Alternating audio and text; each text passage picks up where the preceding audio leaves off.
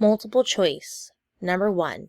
Jewish people in Judea believed in A. One God, B. Many gods, C. Many gods and goddesses, or D. No gods.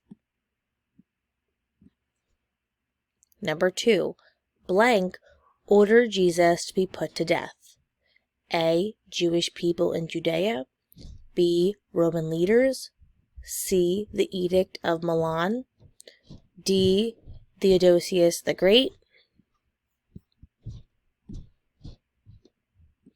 Number 3. Christian communities were started A. in Asia Minor, B. along the shores of the Aegean Sea, C. in most major cities in the Roman Empire, or D. all of the above. Number 4.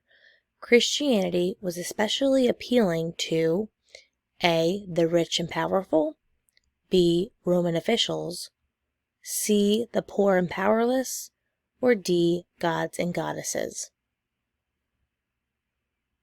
And number 5. Blank was Rome's first Christian emperor. A. Jesus, B. Theodosius the Great, C. Alexander the Great, or D. Constantine.